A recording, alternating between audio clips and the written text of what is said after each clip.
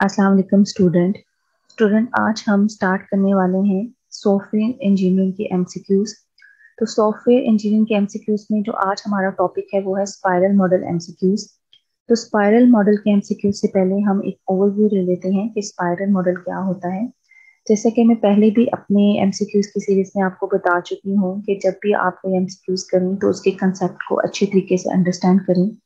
तो क्योंकि हमने स्पाइरल मॉडल के एमसीक्यूज करने हैं तो हम स्पाइरल मॉडल का एक ओवरव्यू ले लेते हैं।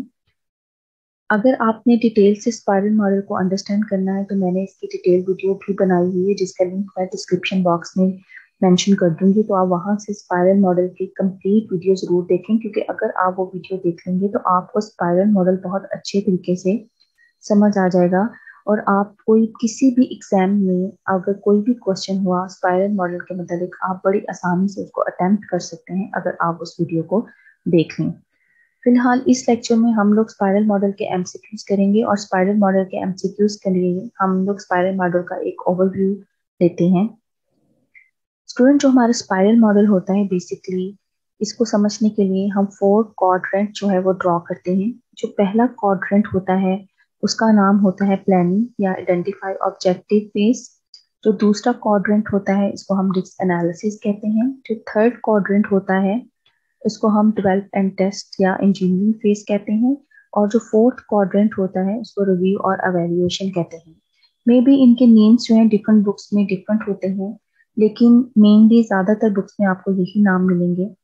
तो ये इनको हम एक्टिविटीज भी कह सकते हैं और इनको हम फेजेस भी कहते हैं। तो ये 4 स्टेप्स में हमारा स्पाइरल मॉडल जो है अपने फेजेस को कंप्लीट करता है। अब जो सबसे पहला हमारा इसमें स्पाइरल मॉडल में फेस होता है जो कि प्लानिंग और आइडेंटिफाई ऑब्जेक्टिव का होता है। इसके अंदर हम कस्टमर से कम्युनिकेट करके प्रोजेक्ट को समझते हैं, यानी कि रिक्वायरमेंट गैदर करते हैं। रिक्वायरमेंट गैदर करने के बाद हम यहाँ पर प्रॉब्लम्स को आइडेंटिफाई कर लेते हैं और प्रॉब्लम्स आइडेंटिफाई करने के बाद हम लोग उसके सॉल्यूशंस भी आइडेंटिफाई कर लेते हैं प्लानिंग और आइडेंटिफाई ऑब्जेक्टिव फेज में। अब इसी फेज का जो आउटपुट है वो हम अपने सेकंड फेज में यानी कि रिस्क एनालिसिस में उसको यूज करेंगे। तो रिस्क एनालिसिस में हम क्या करेंगे कि जो भी सॉल्यूशंस हमने अपने फर्स्ट फेज यानी प्लानिंग और आइडेंटिफाई ऑब्जेक्टिव फेज में आइडेंटिफाई किए हैं, रिस्क एनालिसिस फेज में हम उन सॉल्यूशंस का रिस्क एनालिसिस करेंगे और देखेंगे कि बेस्ट जो सॉल्यूशंस हैं वो हमारे पास कौन से हैं जिसमें कम से कम रिस्क हो। और इस रिस्क एनालिसिस फेज में हम लोग एक प्रोटोटाइप भी डेवलप कर लेते हैं, ताकि प्रोटोटाइप क्या होता है, एक ट्रायल वर्जन होता है जिसके साथ हम ये देख लेते हैं कि कितना रिस्क जो है हमारे प्रोजेक्ट में हैंडल हमारा प्रोजेक्ट कितना रिस्क जो है वो हैंडल कर पाएगा। जब हम रिस्क एनालिसिस कर लेते हैं देन हम थर्ड फेज में आ जाते हैं जो कि डेवलप एंड टेस्ट या इंजीनियरिंग फेज, जिसके अंदर हम कोडिंग करते हैं, इम्प्लीमेंट करते हैं और टेस्टिंग करते हैं अपने सॉफ्टवेयर की जो भी हमने डेवलप किया होता है। जब हम अपने प्रोजेक्ट की या सॉफ्टवेयर की टेस्टिंग कर लेते हैं देन हम उसको अपने कस्टमर को हैंड ओवर कर देते हैं। और इस फेज को हम लोग कहते हैं रिव्यू एंड एवेल्युएशन फेज, जिसके अंदर जो कस्टमर है वो प्रोजेक्ट को जो सॉफ्टवेयर हमने बनाया होता है टेस्ट किया होता है उसको एवेल्युएट करता है, रिव्यू करता है और उसमें जो भी इन्हेंसमेंट करनी होती है उसके बारे में वो सॉफ्टवेयर टीम को बताता है। तो यहाँ पे कस्टमर जो है वो उस प्रोजेक्ट को रिव्यू करेगा। रिव्यू करने के बाद फिर वो नेक्स्ट फेज में हम दोबारा इस प्रोजेक्ट को लेके जाएंगे और फिर अगेन वही प्रोसेस स्टार्ट हो जाएगा कि प्लानिंग और आइडेंटिफाई ऑब्जेक्टिव्स होंगे। हम फिर रिस्क एनालिसिस करेंगे। रिस्क एनालिसिस के बाद यहाँ पे फिर एक प्रोटोटाइप बनाया जाएगा। प्रोटोटाइप बनाने के बाद हम फिर डेवलपमेंट करेंगे और टेस्ट करेंगे और फिर हम उसको अपने कस्टमर को दे देंगे रिव्यू करने के लिए और वैल्यूएशन करने के लिए। कस्टमर फिर उसको वैल्यूएट करेगा, रिव्यू करेगा, हमें फीडबैक देगा। अगेन हम फिर प्लानिंग करेंगे और आइडेंटिफाई करेंगे ऑब्जेक्टिव्स को और फिर हम लोग उसका रिस्क एनालिसिस करेंगे। यहाँ पे फिर एक प्रोटोटाइप हम बनाएंगे जिसको हम डेवलप करेंगे, टेस्ट करेंगे और फिर हम जो भी सॉफ्टवेयर हम यहाँ पे बनाएंगे वो हम कस्टमर को फीडबैक के लिए दे देंगे। और ये जो स्पाइरल्स हैं जिनको हम लूप का नाम भी देते हैं, ये जो आपको यहाँ पे ये स्पाइरल्स नजर आ रहे हैं, तो इन ये जो स्पाइरल्स हैं ये लूप्स हैं, ये चलती रहेंगी जब तक कस्टमर जो है वो सेटिस्फाइड नहीं हो जाता। तो ये एक छोटा सा ओवरव्यू था अबाउट स्पाइरल मॉडल के मतलब, ताकि आपको अच्छी तरीके से स्पाइरल मॉडल के एमसीक्यूज आ सकें। लेकिन मैं फिर आपसे ये कहूंगी कि अगर आप अच्छे तरीके से स्पाइरल मॉडल को अंडरस्टैंड करना चाहते हैं तो आप मेरी जो वीडियो का लिंक है जो मैंने डिस्क्रिप्शन बॉक्स में दिया है उसको लास्ट में देखें, ताकि आपको स्पाइरल मॉडल अच्छे तरीके से समझ में आए। तो अब हम चलते हैं स्पाइरल मॉडल के एमसीक्यूज की तरफ। तो जो हमारे पास सबसे पहला एमसीक्यूज है स्पाइरल मॉडल का वो ये है कि spiral model was originally proposed by. Spiral model को सबसे पहले किसने प्रपोज किया था? तो वो बैरी बोहम ने प्रपोज किया था। बैरी बोहम ने 1986 में स्पाइरल मॉडल को प्रपोज किया। The spiral model has two dimensional. Spiral model की टू डायमेंशनल होती हैं और इनका नाम क्या होता है? वो होते हैं, हमें यहाँ पे वैसे ऑप्शंस में डायगोनल, एंगुलर, रेडियल दिया गया है, लेकिन जो करेक्ट आंसर है वो है रेडियल एंड एंगुलर। जो रेडियल डायमेंशन होती है, जैसे कि आप यहाँ पर देख सकते हैं, ये जो आपको यहाँ पे ये डिमेंशन नजर आ रही है, ये हम इसको रेडियल डिमेंशन कह रहे हैं। और ये एक्चुअली डिटरमन करती है कि हमारी प्रोजेक्ट की कॉस्ट क्या होगी, क्योंकि जितने स्पाइरल्स बढ़ते जाएंगे उतनी ही कॉस्ट हमारे प्रोजेक्ट की भी इंक्रीज होती जाएगी।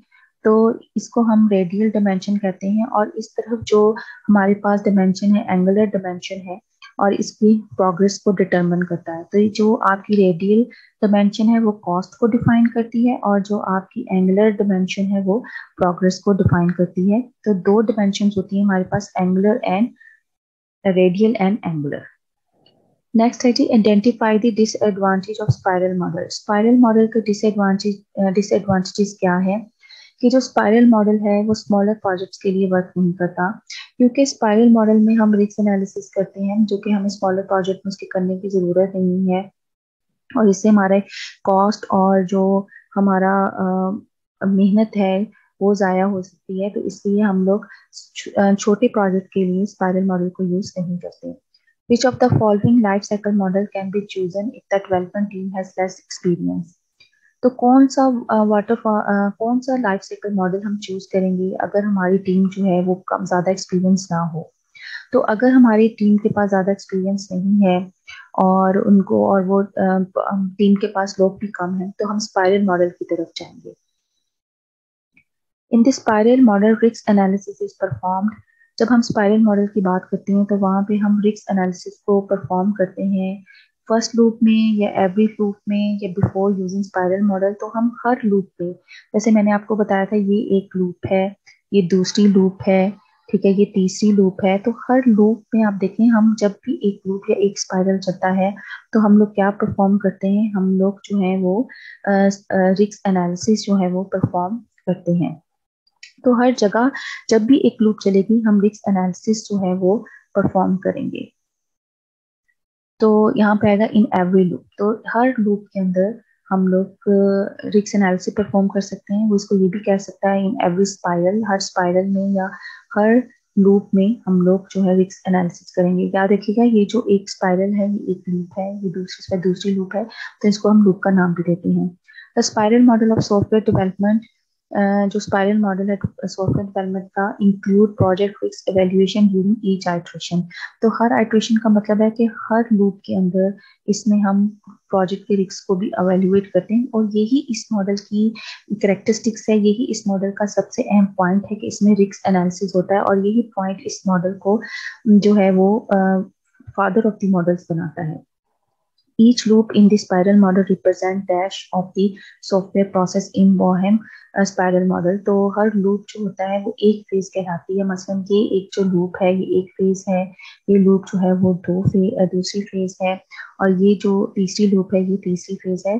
तो ये जो लूप्स हैं ये किसी ना किसी जो हर लूप है वो एक फेज को डिटरमिन करती है जब हम बोहम के सॉफ्टवेयर मॉडल की बात करते हैं। और ये जो आपको यहाँ पर ये, इनको भी हम फेज का नाम ही देते हैं, लेकिन ये एक्चुअली एक्टिविटीज होती हैं। तो जब भी एक एक जैसे फर्स्ट लूप चली तो उसमें भी ये चारों एक्टिविटीज होंगी, जब दूसरी दफा लूप चलेगी तब भी ये चारों एक्टिविटीज होंगी। तो ये चारों एक्टिविटीज होंगी जब भी कोई लूप चलेगी।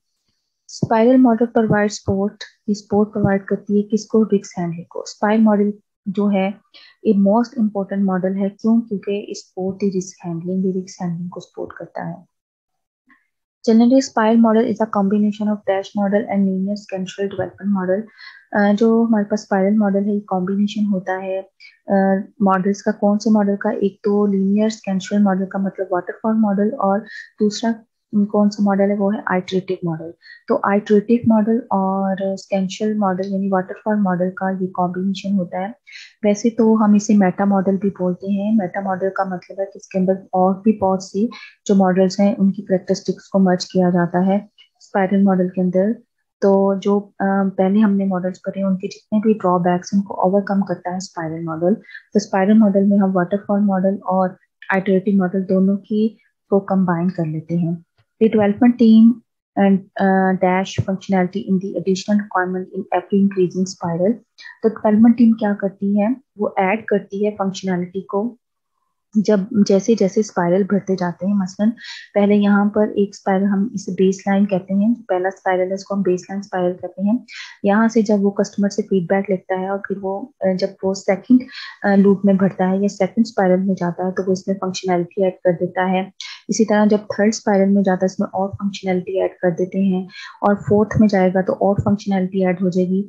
तो वो जो आपकी डेवलपमेंट टीम है वो इसमें फंक्शनैलिटी ऐड करती रहेगी जब तक कि आपका कस्टमर सेटिस्फाइड नहीं होता। The design phase begins dash in the baseline spiral. जो डिजाइन फेज है, एक्चुअली डिजाइन फेज हमारे पास सेकंड फेज होती है। तो जो डिजाइन फेज है वो किसके बाद शुरू होती है? वो कंसेप्चुअल डिजाइन के बाद शुरू होती है। अगर हम ये स्पाइरल मॉडल देखें तो इसमें जो हमारे पास बेसलाइन स्पाइरल है वो ये है। तो बेस लाइन में एक्चुअली क्या होता है? हमारा कंसेप्ट डेवलप होता है, कंसेप्चुअल डेवलपमेंट हो रही होती है बेस लाइन स्पाइरल के अंदर, और कंसेप्चुअल डेवलपमेंट के बाद फिर सिस्टम डेवलपमेंट की तरफ हम चलते हैं, यानी जिसमें हम डिजाइन फेज की तरफ चलते हैं सिस्टम के, और उसके बाद फिर हम लोग सिस्टम मेंटेनेंस करते हैं, और उसके बाद लास्ट में सिस्टम इन्हेंसमेंट होती है कि कस्टमर अपने इस प्रोजेक्ट में क्या क्या इन्हेंसमेंट करना चाहता है। तो कंसेप्चुअल डिजाइन जो है वो डिजाइन फेज से पहले आएगा। During the review and plan phase of a spiral model a customer evaluate the development version of। जब हम रिव्यू और प्लान फेज की बात करते हैं, यानी कि वो रिव्यू वाला जो फेज है उसकी बात करते हैं, तो उसमें कस्टमर जो है वो evaluate करता है। किस चीज को evaluate करेगा? उस वर्जन को सॉफ्टवेयर के जो कि डेवलपमेंट टीम ने हमारी ने बनाया होगा। जो डेवलपमेंट टीम ने वर्जन बनाया होगा उसको evaluate करेगा कस्टमर। क्योंकि यहाँ पर हमारे पास क्या आता है कि जो भी यहाँ जो आपकी थर्ड फेज है इसके अंदर डेवलपमेंट टीम पूरा सॉफ्टवेयर बना लेती है, उसको टेस्ट कर लेती है और फिर वो दे देती है कस्टमर को। तो कस्टमर यहाँ पे रिव्यू करता है, एवेल्युएट करता है। Spiral model is useful when spiral model कब यूजफुल होता है? जब हमारा प्रोजेक्ट बहुत लार्ज होता है। लार्ज प्रोजेक्ट के लिए स्पाइरल मॉडल बहुत ज्यादा यूजफुल होता है, क्योंकि लार्ज प्रोजेक्ट में रिस्क इन्वॉल्व होते हैं, तो जहाँ पे रिस्क है वहां पे स्पाइरल मॉडल को यूज किया जाता है। amongst which of the following is are the limitation of spiral model? Limitation क्या है या आप समझे डिसएडवांटेजेस क्या है स्पाइरल मॉडल के? Best for large project only protocol needs to be follow strictly, documentation is more. तो ये एक्चुअली ये सारे ही इसकी लिमिटेशन है कि इसमें हमें डॉक्यूमेंटेशन ज़्यादा चाहिए होती है। हमें इसके प्रोटोकॉल्स का मतलब ये है कि जैसे कि हमें इसके तमाम फेजेस से गुजरना पड़ेगा। हमें best for large project only, और ये लार्ज प्रोजेक्ट के लिए ही यूज़ किया जाता है ज़्यादातर, ये इसकी लिमिटेशन आ जाती हैं। तो स्टूडेंट ये तो थे हमारे एमसीक्यू स्पाइरल मॉडल के मतलब। मुझे उम्मीद है कि आपको अब सारे एमसीक्यूज बहुत अच्छे तरीके से अंडरस्टैंड हो गए होंगे। इसके अलावा भी अगर आप किसी और टॉपिक के एमसीक्यूज को स्टडी करना चाहते हैं तो मुझे कमेंट बॉक्स में जरूर बताइएगा, और इसकी डिटेल वीडियो लास्ट में देखिएगा ताकि आपको स्पाइरल मॉडल का कॉन्सेप्ट और अच्छे तरीके से क्लियर हो जाए। Thank you so much for watching my channel, और मेरे चैनल को सब्सक्राइब जरूर कीजिएगा और कमेंट बॉक्स में जरूर बताइएगा कि आपको वीडियो कैसी लगी। Thank you so much.